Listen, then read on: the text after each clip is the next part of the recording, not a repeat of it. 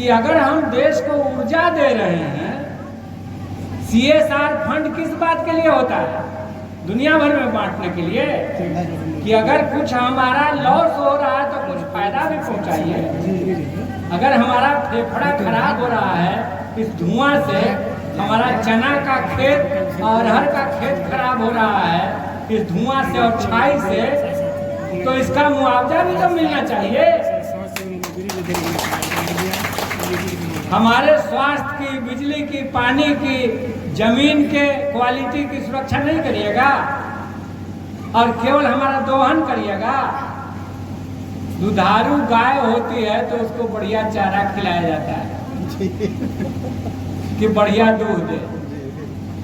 तो इसलिए हम कहना चाहते हैं कि अगर हम देश को ऊर्जा दे रहे हैं, बिजली दे रहे हैं, अभी जो सेकंड फेज का उद्घाटन होगा, बन जाएगा नवीनगर का वो प्लांट NTPC का, तो बिहार बिजली के मामले में सरप्लस स्टेट होगा। ये लोग कह रहे हैं कि बिहार के पास ज्यादा बिजली हो जाएगी। तो हम कहना चाहते हैं कि ज्यादा बिजली हो जाए और हमारे गरीब के घर में झोपड़ी में दिया जलते रहे, तो क्या मतलब? ये तो भाजपा है। जिन गांवों ने अपनी जमीन दी है उसके 5 किलोमीटर के दायरे के सभी गांवों को मुफ्त बिजली देना होगा। खेतों में सिंचाई के लिए बिजली फ्री करना होगा। गरीब परिवारों के घर में फ्री बिजली देना होगा। ये हम खैरात में नहीं मांग रहे हैं, ये हम मांग रहे हैं कि हम हिंदुस्तान को रोशनी फैला रहे हैं। इसलिए हिंदुस्तान को हम बिजली दे रहे हैं और आज का जीवन सारा बिजली पर है। तो इसलिए हम कहना चाहते हैं कि हमारी मांग गैर वाजिब नहीं है, गैर संवैधानिक नहीं है और देश विरोधी भी नहीं है। यहाँ के मजदूरों का, किसानों का, नौजवानों का, महिलाओं का हक है, इस पर अधिकार है। और अंतिम एक बात, यात्रा का जो दूसरा एजेंडा था उस पर चर्चा करते हुए अपनी बात खत्म करेंगे। महिलाओं से ही जुड़ा मामला।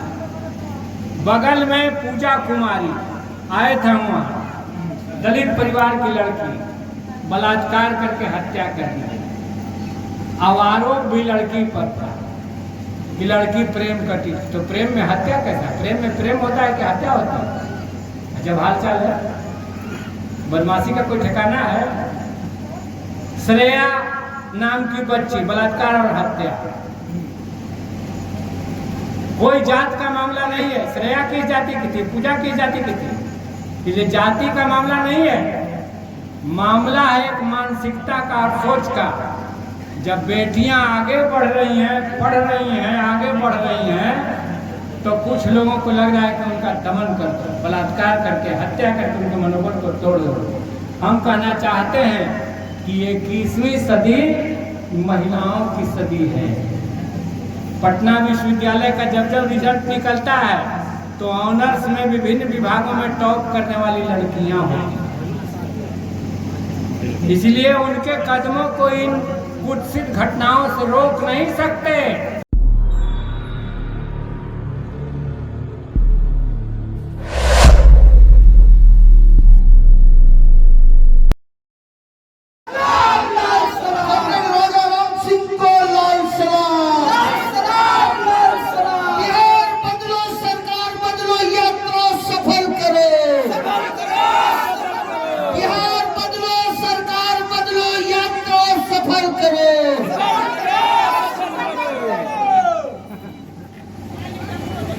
आदरणीय अध्यक्ष जी,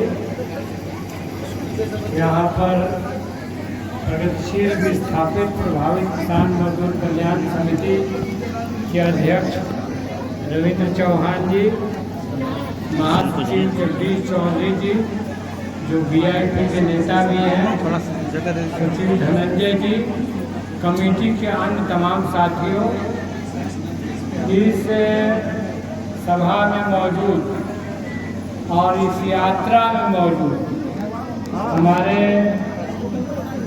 विधायक, जिनका नाम आप सुन रहे हैं, लेकिन जिन लोगों ने अपने अपने इलाके में बहुत महत्वपूर्ण काम किया है, साथी महानंद सिंह जी अरवल के विधायक, जिन्होंने कोरोना काल में सबसे ज़्यादा अपनी मेहनत से अरवल से लेकर पटना तक दौड़ करके ऑक्सीजन की व्यवस्था की वहाँ के अस्पताल में, स्वास्थ्य आंदोलन को नेतृत्व दिया।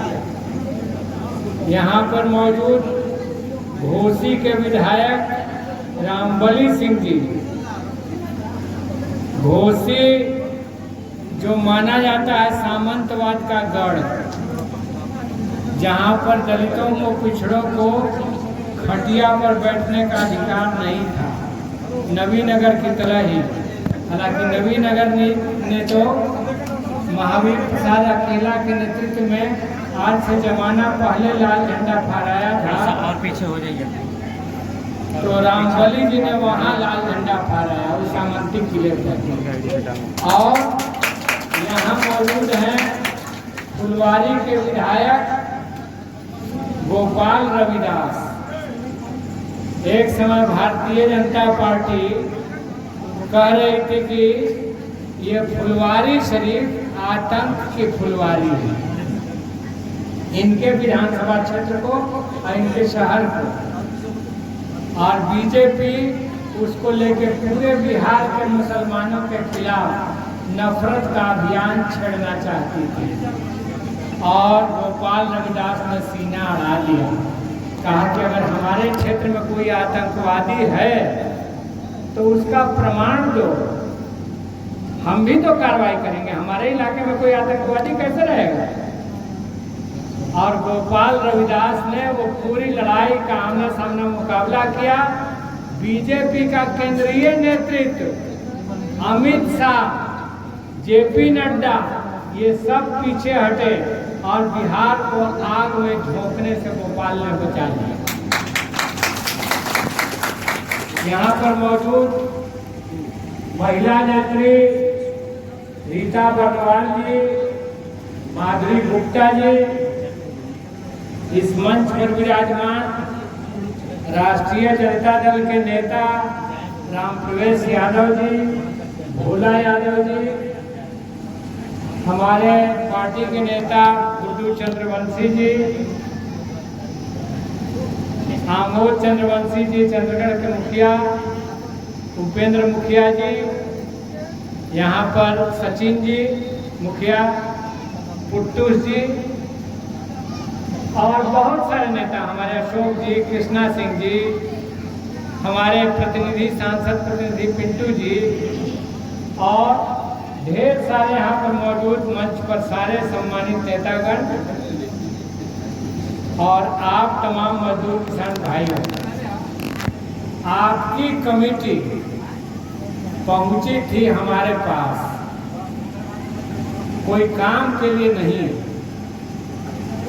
कि आप इस प्रगतिशील विस्थापित प्रभावित किसान मजदूर कल्याण समिति का संरक्षक बनिए, इसके लिए। और ये बात मुझे यहाँ खींच के ले आई। बिना लड़े कुछ नहीं मिलता। अभी भारत माला परियोजना के किसान आए थे कि विस्थापित किसान हैं हम भी, हमारी जमीन का जबरन अधिग्रहण किया जा रहा है और 2013 के कानून के तहत मुआवजा नहीं दिया जा रहा है। मुआवजा के दौर में भी हम एनटीपीसी, अकोढ़ा और यहाँ इन तमाम बस्तियों का दौरा किए थे। और जानते हैं उसके बाद क्या हुआ? 2012 में जब औरंगाबाद में पुलिस दमन हुआ हम पर, आधी रात में एसपी ने पूछा कि तुम नवीनगर में जमीन अधिग्रहण वाले मामले में भी थे। अब मुझे ये पता नहीं लगा कि कैसे उस घाव की खबर आप तक पहुंच गई और आपने उस व्यक्ति को सांसद बना दिया। वो एक केशव रत्नम की कविता है, हाथों में होंगी हथकड़ियां, बेड़ी होगी पाँव में, फिर भी मेरे गीत पहुंच जाएंगे तेरे गांव में। तो वो गीत पहुंचा था आपके गांव में और आपने उसको सुना था। आज भी देश में हम चाहते हैं कि हमारा कोई युवा बेरोजगार न रहे। हमने कई बार यह सवाल उठाया है कि देश के प्रधानमंत्री कहते हैं कि देश के नौजवानों को देश निर्माण में कट लगना चाहिए, उनमें भुजाओं में ताकत है, दिमाग में बुद्धि है, करें क्या? किसी का सर फोड़ दें, क्या करें? देश निर्माण के लिए काम क्या करें? तो आप कह रहे हैं खुलेआम कि रोजगार देना सरकार का काम नहीं है।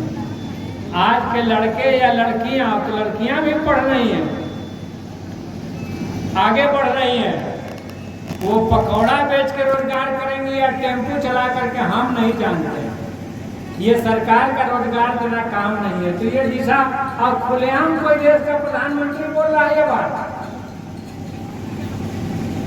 जब ऐसी बात चल रही है तो सबको सोचना है कि तब क्या करना होगा। दिल्ली में 750 पंजाब के किसान, हम भी थे उसमें, क्यों मर गए? फसलों का लाभकारी दाम दो, खेती घाटे में है, किसान आत्महत्या कर रहे हैं, कर्जा में डूब करके, अब और नहीं है। सरकार ने कहा दिया, आज तक नहीं दी। इसीलिए ये देश में अभी कंपनी राज चल रहा है, कॉर्पोरेट राज चल रहा है। प्रधानमंत्री ने अभी फिर ऐलान किया कि एनटीपीसी अकोड़ा में सेकंड फेज का काम शुरू होगा और बिजली उत्पादन करना है। तो हम तो आपके पक्ष से ये सवाल उठा रहे हैं कि हम केवल दोहन करने के लिए नहीं है। बिजली देश को अगर हम दे रहे हैं, घरों में रोशनी फैला रहे हैं, पंखे की लोग हवा खा रहे हैं, एसी चला रहे हैं, मोबाइल चार्ज कर रहे हैं, तो ये हो। लेकिन हमारी जमीन पर जो एनटीपीसी बनी, तो हम केवल धुआं फांकने के लिए नहीं है, हम केवल धूल फांकने के लिए नहीं है। हमारा जमीन ले लिया, मुआवजा तक नहीं दिया। आज मेरे पास पिटीशन है प्रतिमा कुंवर का, हटा दिया गया, कोई मुआवजा नहीं दिया गया। ऐसे ही कितने नाम अभी हैं। तो मैं आपकी पीड़ा से परिचित हूं और इसको भिन्न भिन्न जगह हम बोलते रहते हैं। बिहार को धीरे धीरे एक सस्ता श्रम का बाजार समझ लिया गया है। बिहार जो है, बिहारी जो है, हम देश की अर्थव्यवस्था चलाते हैं। पंजाब की खेती हमसे है, लुधियाना की फैक्ट्री हमसे है, दिल्ली के जितने कल कारखाने हैं वो बिहारियों से हैं, महिला और पुरुष दोनों। लेकिन हमें पिछड़ा बना के रखना, हमें दबा के रखना, तो देश में ये अनर्थ कब तक चलेगा? और बिल्कुल आप जो सवाल उठा रहे हैं, तो यहीं की सभा में नहीं, पार्लियामेंट में बोलने का हिम्मत और साहस भी आपका सांसद रखता है, ये आपको पता है। और बहुत लोगों ने बहुत दफे के भाषण सुना होगा। ये जो सवाल आप उठा रहे हैं, इन सवालों को पार्लियामेंट में उठाया गया है, बातें हुई हैं और अभी लड़ाई आगे लड़नी है। इसलिए आप जो कमेटी बनाए हैं, इसके लिए आपको बधाई, ये बहुत ज़रूरी है। यहाँ ऑफिस का आज हमने उद्घाटन किया, तो कमेटी के पदाधिकारियों से, रविंदर जी से और इन लोगों से हमने कहा कि शाम में पदाधिकारी ऑफिस में बैठें, इलाके की जनता को जो समस्या हो आके बताएं, और उसको लेकर के इसका भी प्रबंध हम करेंगे कि अगर एनटीपीसी से जुड़ा हुआ मसला है तो एनटीपीसी के अधिकारी भी इसको सुने, उन समस्याओं को देखें। इंडिविजुअल भी और सामूहिक भी, इसकी भी बात होगी। और आगे जब हम एनटीपीसी में और बीआरबीसीएल में घुसेंगे तो निश्चित रूप से इस कमेटी के पदाधिकारी भी मेरे साथ चलेंगे और पदाधिकारियों से बात होगी, बिल्कुल तमाम मुद्दों पर बात होगी। इसीलिए कोई असहमति की बात नहीं है, मिलजुल करके लड़ने की बात है। और मैं सांसद के बतौर एलानिया तौर से कहता हूं कि जमीन अधिग्रहण में के समय में एनटीपीसी बनने के पहले, बीआरबीसीएल बनने के पहले मैं मुआवजे के लड़ाई के साथ किसानों के पक्ष में खड़ा था और उसके लिए उस पर पुलिस दमन भी हम पर हुआ था। तो मैं सांसद के बतौर भी कहना चाहता हूं कि फिर इलाके की जो हवा पानी सबको आप खत्म कर रहे हैं, बिजली नहीं दे रहे हैं, मुआवजा नहीं दे रहे हैं, आईटीआई बना के नौजवानों को पढ़ने लिखने नहीं दे रहे हैं, तो इन तमाम सवालों पर हम जनता के पक्ष में रहेंगे, हम एनटीपीसी के प्रबंधन के पक्ष में नहीं रहेंगे। और जनता के पक्ष में खड़ा होकर के उनका अगर ऐलान होगा प्रदर्शन का तो प्रदर्शन में साथ रहेंगे, उनका ऐलान होगा धरना का तो धरना में साथ होंगे, और उनका ऐलान होगा कि अभी बंद करिए तो बंद में भी हम साथ।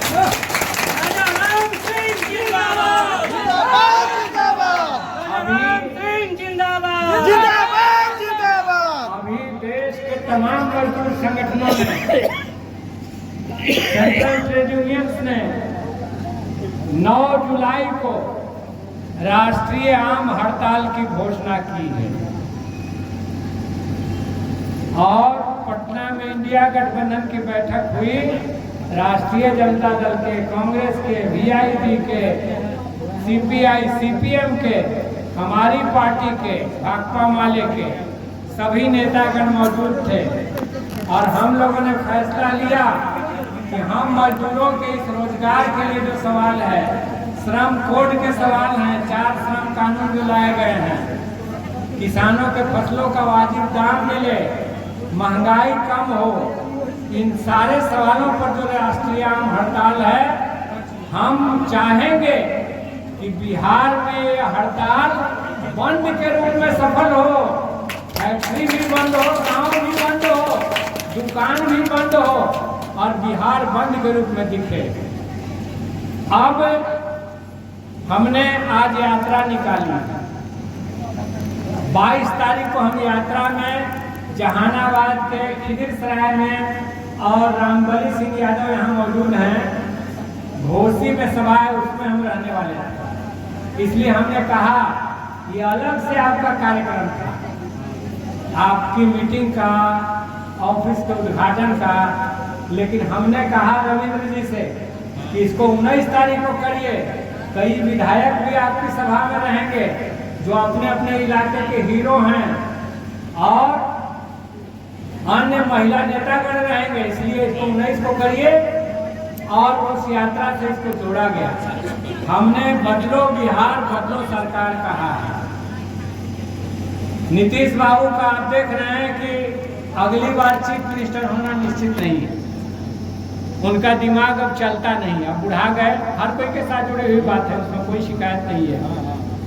लेकिन बीजेपी जो चाहती है कि इस बदलाव में हम कुर्सी पर आ जाएं और बिहार में गरीबों पर और बुलडोजर चलाएं, तो हम कहना चाहते हैं कि भाजपा वालों ये बिहार संभव नहीं होने देगा, बिल्कुल नहीं संभव होने देगा। अभी आपने देखा प्रधानमंत्री आए सोननहरी इलाके में,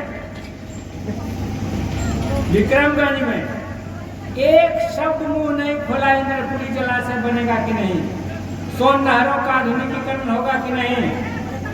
और मैं आपको बताऊं, मैं भी एक सिविल इंजीनियर हूं और मैंने यहाँ पर कालीचरण मेहता जी गढ़वा के आए हैं, हमने दौरा किया है, जहाँ बांध बनना है, डैम बनना है, वो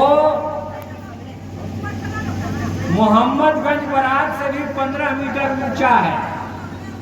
तो हम तो समझते हैं कि अगर इंद्रपुरी डैम बनेगा तो उसका पानी कोयल नहर में भी डाला जाएगा। और वो पानी नबीनगर के इलाकों में भी आएगा एकदम तय। वो पानी कोयल नहर में परैया होते हुए फल्गु में जाएगा और फल्गु का पानी जहानाबाद में और नालंदा में भी जाएगा। हम ये साफ तौर से समझते हैं। इसलिए वो मामला अभी जिधर सुन रहे हैं केवल उसी का नहीं है। 350 मेगावाट पर बिजली पैदा होना है, तो अभी जिन घरों में बिजली नहीं है वहां भी बिजली जाएगी। तो उस पर कभी और लंबी बातें होंगी, लेकिन इन प्रश्नों पर प्रधानमंत्री ने कुछ नहीं कहा और इसीलिए हमने ये बदलो बिहार बदलो सरकार यात्रा निकाली। अति पिछड़ा, महादलित, पसमानदा का नारा दे के आए थे नीतीश बाबू। और पिछले साल जब इंडिया गठबंधन में थे तो एक सर्वे किया। सर्वे में क्या बात आई? सर्वे में बात निकल के आई, आपको जानना जरूरी है। जिस समय जाति जनगणना जो आप कहते हैं हुआ, तो उस जाति जनगणना में ही सर्वे हुआ। सर्वे में क्या बात निकल के आई? 100 में 34 परिवार ऐसे हैं जिनका मासिक आमदनी 6,000 से कम है, एक दिन में 200 रुपया से कम है। तो 5 व्यक्ति का परिवार 200 रुपया में कैसे जिएगा? चाय 10 रुपये कप है, तो 200 रुपया में कैसे जिएगा एक परिवार? 63% आबादी ऐसी है, 100 में 63 घर, जिसकी आमदनी रोजाना 300 रुपया से कम है। तो विकास किसका हुआ? ये बिहार सवाल पूछ रहा है। और इसीलिए हम कह रहे हैं कि बिहार को बदलना है तो ये बात भी समझ में आना चाहिए कि क्या बदलना है। आपने कहा था कि भ्रष्टाचार नहीं रहेगा, और ब्लॉक और थाना में भ्रष्टाचार बढ़ गया कि घट गया? आप लोग बताइए। तो इसको तो बदलना ना पड़ेगा। मेरे पास गरीबों का आवेदन आते रहता, बिना हम लोगों के घर का इंतजाम करते हुए हमारा घर तोड़ दिया। तो कैसे होगा? तो सीधा सवाल है कि नीतीश बाबू चाहेंगे तो भाजपा की सरकार आनी चाहिए या वामपंथी और सोशलिस्ट मिजाज की सरकार आनी चाहिए? सीधा प्रश्न है। अगर बीजेपी आएगी तो अमीरों की चलेगी और वामपंथी सोशलिस्ट सरकार आएगी तो गरीबों की चलेगी। सीधा बात। इसलिए आपको तय करना है आगे के चुनाव में कि बिहार में क्या बदलाव चाहिए। एक वो बीच में बिचौलिया भी आ गए जो कभी इधर की भाषा बोलते हैं कभी इधर की भाषा बोलते हैं। तो हमने कहा कि कारा काट ने तो ए टीम और बी टीम दोनों को हराया है भाजपा। तो यहाँ पर कितनों भेष बदल के आइए। चश्मा लोग का बहुत तेज है, पावर बहुत तेज है, पहचान लेंगे, एकदम पहचान लेंगे कि भाजपा का सपोर्टर है कि विरोधी है। इसीलिए ये जो बिचौलिया टाइप के कुछ लोग आ गए हैं, कुछ लोगों का है एक मन में कुंठा, हम जिला परिषद खाली रह जाएंगे, हम विधायक ना बनेंगे। कहीं से बनना चाहिए, भाजपा बनावे, कांग्रेस बनावे, कहीं से बनावे, लेकिन हमको विधायक बनना चाहिए। अरे भैया, बनना चाहिए किस बात के लिए? इसके लिए कि अपने लिए? सीधा सवाल है। इसके लिए बनो, इसमें बनने में कोई इतराज नहीं है। और ये कहीं से जाके नहीं होगा। जब हम थे एमएलए और बीच में 2 बार हार गए तो बहुत सारे लोग मेरे पास भी आए, आप हैं लेकिन लाल झंडा में है, गरीब के पार्टी में है, दल बदलिए तो बड़का पद पर चले जाइएगा। हमने कहा कि जहां हम हैं वहां बहुत चैन से हैं, बहुत अच्छे से, कोई हमको दिक्कत नहीं है, आप क्या परेशान? भोला जी मुस्कुरा रहे हैं। सही बोल रहे हैं कि बहुत लोग आए, लेकिन हमने कहा कि नहीं, कुछ बनना होगा तो लाल झंडा से ही बनेगा। और इंडिया गठबंधन हुआ, उसमें मेरी पार्टी शामिल हुई। आपने शुरू में ही तय कर दिया, नॉमिनेशन के साथ तय कर दिया कि इस बार काराकाट इंडिया गठबंधन का नाम रहेगा, एकदम साफ। तो मैं अंत में, अभी अम्बा में सभा है, जाना है, यात्रा की तरफ से जो बदलो बिहार यात्रा है, बदलो सरकार यात्रा है, इसकी तरफ से आपका अभिनंदन करते हुए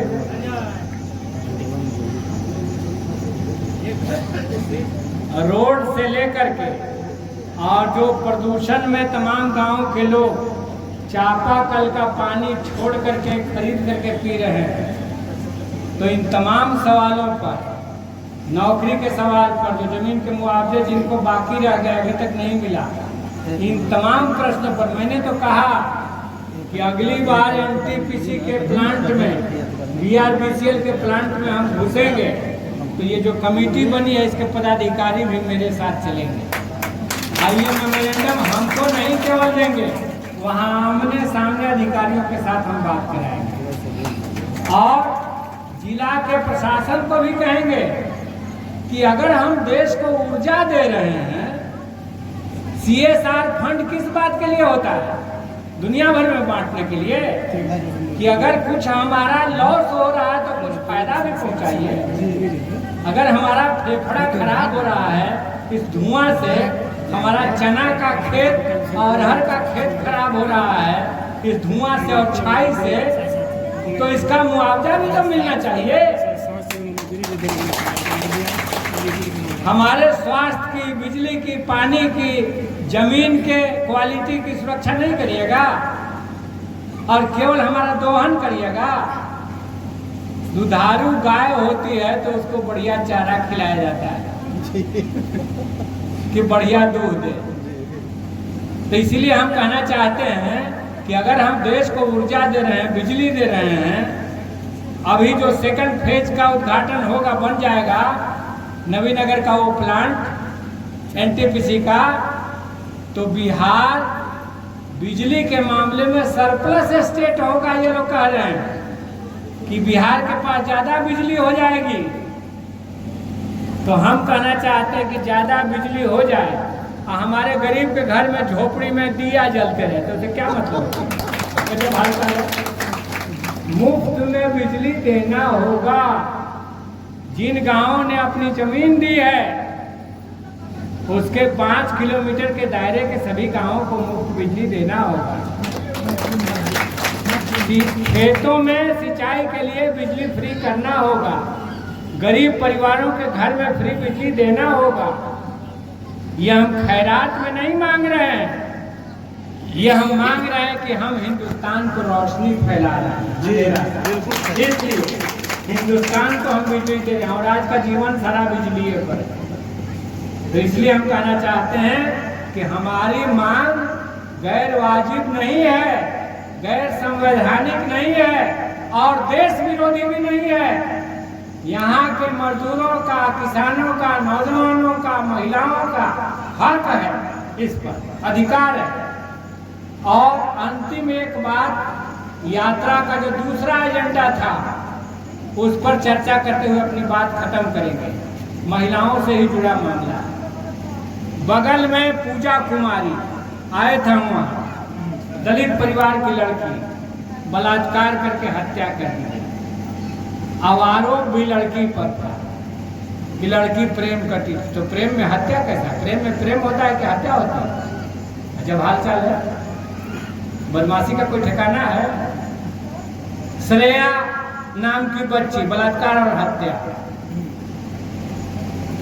कोई जात का मामला नहीं है। श्रेया किस जाति की थी? पूजा किस जाति की थी? ये जाति का मामला नहीं है, मामला है एक मानसिकता का और सोच का।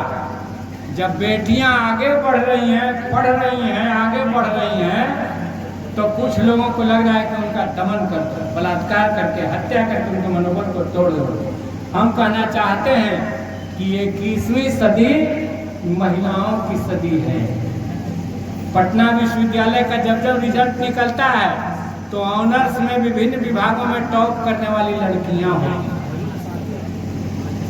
इसलिए उनके कदमों को इन कुत्सित घटनाओं से रोक नहीं सकते। और नीतीश बाबू में के राज में ये अगर बढ़ते जा रहा है बात किया था कि महिलाओं को सशक्त करेंगे, हो रहा है उल्टा। तो क्या करना होगा? इसलिए भी हमने कहा था कि सरकार को बदले बगैर बिहार को बदलना संभव नहीं, इसलिए बदलो बिहार, बदलो सरकार। तो मैं आप सबको इसी कड़ी में अभी जो लेटेस्ट घटना हुई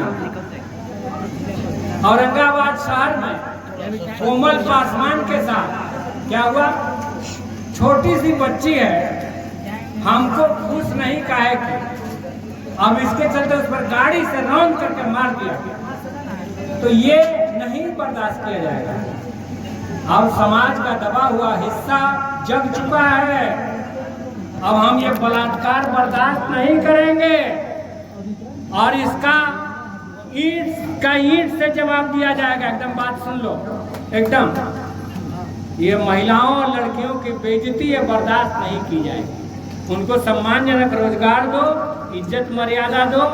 तो यह यात्रा यह कहने के लिए भी निकली है कि आप इस पर जागें और महिलाओं की इतनी बड़ी उपस्थिति इस बात को बता रही है कि वो अपना हक और अधिकार लेने के लिए जाग चुकी हैं, लड़ने के लिए जाग चुकी हैं।